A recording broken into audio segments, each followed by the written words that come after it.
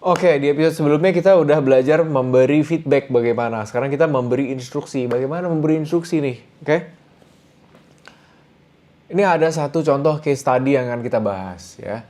Jadi ada dua campaign anti-smoking ya, stop smoking.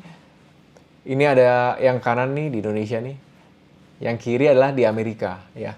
Di Amerika ini ada suatu campaign stop smoking namanya Think Don't Smoke. Tapi cara mereka ini cukup menarik. Jadi mereka tidak memberi perintah. Nah, kenapa perintah seperti ini tuh bikin anak muda makin banyak perokok? Coba ya, kita bedah ya. Nih. Iklan ini terbukti menurunkan jumlah perokok pada remaja 20% jadi 6%. Ini di US pada masanya. Coba perhatikan baik-baik.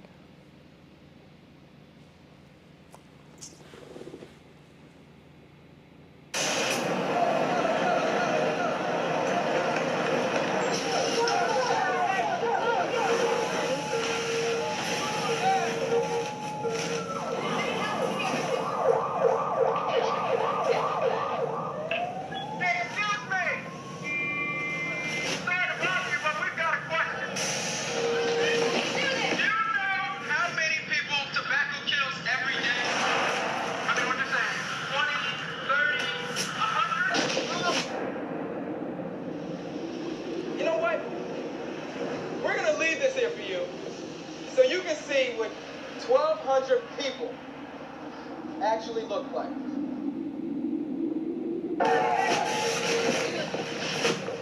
Keep all them up, guys.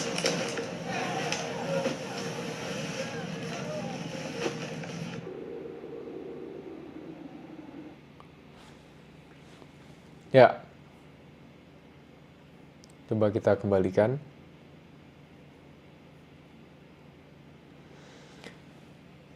Mengapa bisa demikian ya? Jadi sebelum ada campaign Think Don't Smoke itu, Amerika itu sudah punya campaign-campaign sebelumnya. Yang mungkin saya nggak tunjukin gambarnya, tapi ini mirip sama yang di Indonesia nih, bapak-bapak ini. Jadi perintah, merokok membunuhmu, jangan merokok, berhenti merokok. Nah, apa yang terjadi ketika Gen Z melihat iklan yang diperintah? Ya, yang merokok membunuhmu. Mereka merasa direndahkan. Mereka merasa butuh rebel, memberontak gitu ya. Mereka ini generasi Gen Z itu kan generasi pemberontak ya. Generasi remaja ya pada masanya ya. Mereka mau ngeberontak gitu. Ya kan? Ketika dia disuruh jangan merokok, berhenti merokok. Nggak mau lah, ya kan? Pemerintah mau ngatur-ngatur gua gitu kan dalam hati gitu. Dan coba lihat gambar ini nih. Perhatiin deh gambar orang merokok ini yang merokok membunuhmu. Keren. Iya nggak sih?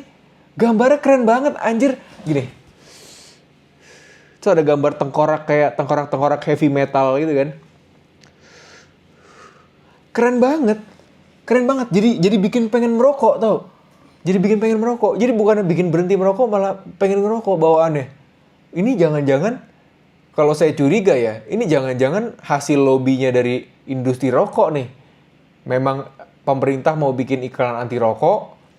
Industri rokok melobi-lobi supaya iklannya memang judulnya berhenti merokok, tapi malah tanpa secara alam bawah sadar malah bikin pengen ngerokok. Nah, ini jangan-jangan lobby-lobinya mereka justru.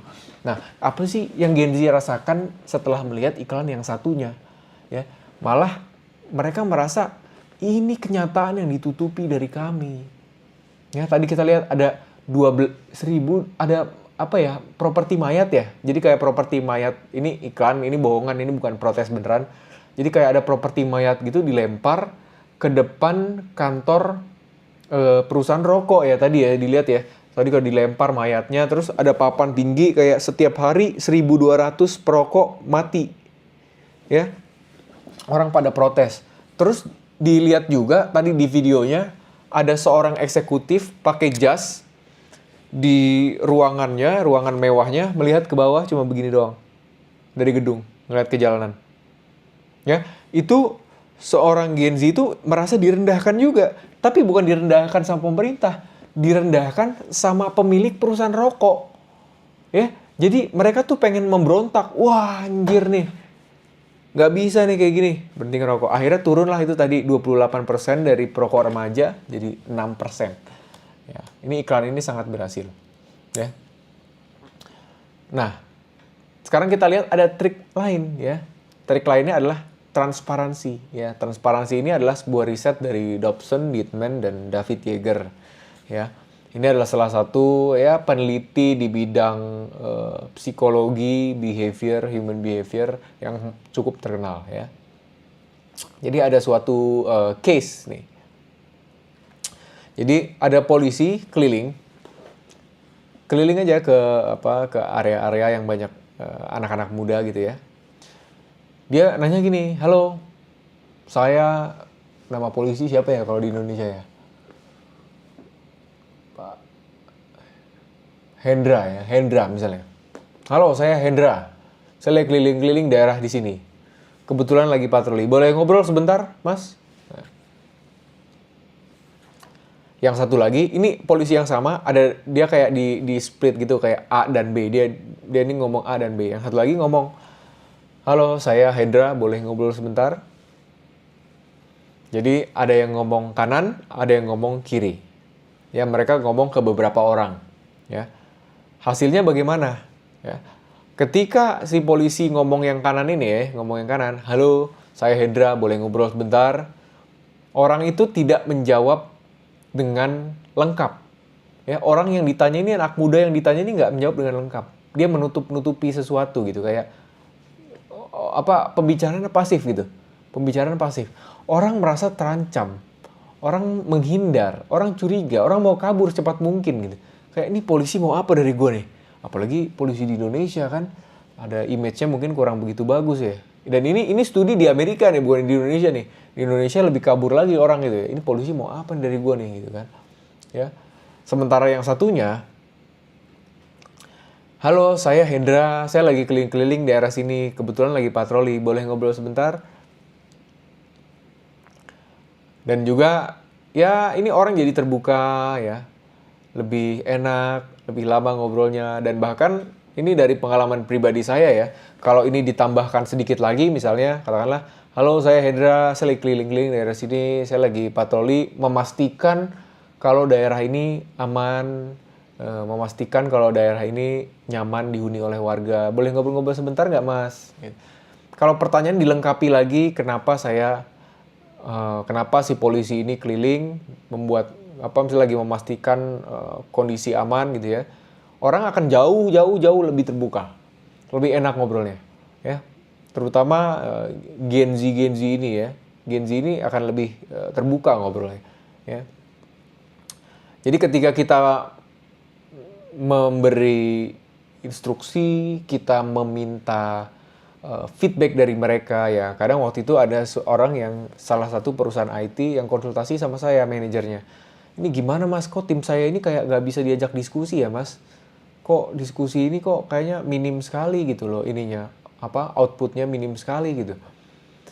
Akhirnya ya saya kasih arahan gini, transparan pak. Bapak kenapa minta feedback dari dia gitu. Seperti contoh ini ya, polisi ini. Jadi kita transparan kenapa kita minta feedback di sini. Kita mau mengetahui apakah warga di sekitar sini nyaman tinggal, apakah banyak laporan warga misalnya, apa yang terjadi belakangan ini, kasus apa yang terkenal, apa banyak begal di sini atau gimana gitu kan. Ya jadi transparan kenapa dia mengumpulkan informasi itu. Orang jadi lebih terbuka, lebih panjang obrolannya ya. Dan riset dari Dobson, Dittman, dan David Yeager ini spesifik ke orang anak-anak muda. Jadi mereka bukan riset ke orang-orang senior tapi memang spesifik riset ke anak-anak muda yang umur 10 sampai 25 tahun gitu. Nah, mengapa sih transparansi dibutuhkan di setiap peran manusia? Kenapa sih kita harus transparan ya? Saya melihat rekan-rekan saya yang punya perusahaan maju gitu ya, sukses, terkenal, orangnya sangat transparan itu. Kenapa dia ngomong ini itu dia transparan. Kenapa dia nanya kayak gini dia transparan. Dia nanya ke saya aja misalnya lagi nanya hal kecil gitu ya. Itu dia transparan. Deal. Lu puasa nggak? Misalnya. Oh, saya puasa mas. Oh iya soalnya saya mau begini, saya mau ngajak tadi pergi, tapi ternyata kamu puasa gitu. Jadi itu hal contoh transparansi kecil ya, tapi itu bisa diterapkan kepada pekerjaan kita sehari-hari gitu. Nah, kenapa transparansi dibutuhkan? Nih, coba kita lihat, coba baca baik-baik ya. Di sini ada orang tua, ada atasan ya. Apa yang kita lakukan, kita katakan, apa yang kita maksud, dan bagaimana anak muda ngedenger kadang suka beda gitu. Yang kita omongin, yang kita maksud, dan yang diterima orang lain itu beda. Terutama yang diterima anak muda. Contoh, orang tua ngomong, ini jujur ya, ini jujur. Saya juga merasa hal yang sama sih. Orang tua ngomong, gimana hari ini? Misalnya. Sebenarnya yang orang tua maksud tuh, mereka tuh peduli sama kita. Pengen kamu langsung kasih tahu kalau ada apa-apa gitu loh. Makanya nanya, gimana hari ini? Gimana ujiannya? Gimana kerjaanmu? Sebenarnya mereka peduli. Tapi anak muda dengarnya kayak, gak percayaan amat sih. Saya ini bisa loh handle masalah saya sendiri. Dan saya pribadi juga sering mengalami hal-hal itu gitu loh. Ya, saya juga mengalami kayak mikir kalau misalnya ditanya kayak gimana hari ini, ditanya gimana kerjaanmu, kamu kerja apa sekarang, kamu ini. Kayaknya kita merasa kayaknya bokap nih nggak percayaan banget ya, dikira gue jual apa sih, jual narkoba apa sih gitu loh. Kok gue dapat duit dikit ditanya-tanya dari mana gitu. Padahal sebenarnya mereka peduli sama kita. Nah, ini sama juga atasan di kantor. Atasan di kantor juga terutama generasi yang lebih senior. Sebetulnya yang mereka ingin sampaikan tuh baik gitu ya, poinnya tuh baik. Tapi entah kenapa yang anak muda denger tuh beda gitu. Contohnya gini, ini hal-hal yang kamu perlu perbaiki ya sebelum performance review, sebelum PR. Yang kita maksud sebenarnya adalah sebagai leaders gitu ya. Saya ini sangat peduli sama kamu gitu. Saya pengen kamu tetap di perusahaan ini. Ya, saya kasih instruksi dan feedback yang jelas supaya kamu bisa tetap di sini, supaya kamu bisa naik jabatan, karirmu maju, kamu jadi orang yang lebih baik. Saya ini peduli loh sama kamu. Tapi yang mereka tangkap tuh, aduh, nih atasan gue nih minta kurang apa sih? Gue udah sesuai semua. Kok kayaknya dikomplain terus, kerjaan gue udah beres. Apa gue nih kurang apa gue? Apa gue sengaja mau dikeluarin nih, dicari-cari kesalahannya nih? Gitu. Anak muda mikirnya gitu. Ya, jadi untuk tidak terjadi ini, kita harus katakan transparan gitu. Ngomong aja apa yang kita maksud nih, yang di tengah ini, ngomong aja. Nggak usah malu, ngomong aja. Ya, saya sangat peduli sama kamu. Ya, makanya saya kasih instruksi dan feedback yang jelas supaya saya pengen kamu tetap di sini. Gitu. Saya pengen karirmu tetap maju gitu. Ngomong aja, ya. Nah, coba kita sekarang gabungkan jadi format yang namanya sandwich feedback ya. Sandwich feedback. Jadi tadi kita udah belajar ya tentang memberi instruksi ya atau bertanya. Kita juga belajar tentang memberi feedback seperti apa di episode sebelumnya. Sekarang kita mau coba gabungkan nih. Kan tadi kita belajar nih di episode sebelumnya. Feedback plus high supportive dan high standard statement ya kan. Memberi kalimat tambahan yang suportif. Tapi kita tambahin satu roti lagi nih di atasnya nih, ya kan? Supaya sempurna nih, supaya makin top struktur kalimat kita, tambahin transparansi di awal, ya. Kalau di episode sebelumnya kita cuma bahas 2 dan 3, sekarang kita tambahin poin 1. Gimana contohnya? Salsa, saya lagi ngecekin hasil kerja tim desain. Saya sedang kasih mentoring semua supaya hasil output kerja tim kita semakin bagus, hasil desain tim kita tuh semakin oke dan perusahaan kita semakin laris. Gitu. Itu transparan tuh, 1. Sekarang feedback atau instruksinya. Saya lihat hasil desain kamu banyak keliru ya. Kayak kurang hati-hati gitu ngerjainnya. Next time lebih teliti lagi ya. Bila perlu triple check sebelum submit ke klien. Atau sebelum submit ke manager. Ya. Ditutup dengan, saya pengen hasil kerja kamu tuh standarnya tinggi, berkualitas, barang premium lah istilahnya. Bukan Agia, tapi sekelas Mercy. Dan saya percaya kamu bisa mencapai standar itu. Ya. Jadi lengkap nih. Transparan, isi, kemudian penutup high standard dan high support. Jadi ini semakin lengkap. Kok ribet mas? Saya nggak biasa gini-gini mas, saya biasanya nyuruh orang selesai mas dulu mas. Kok ribet? Ya, jadi repot-repot ini bukan untuk mereka kok.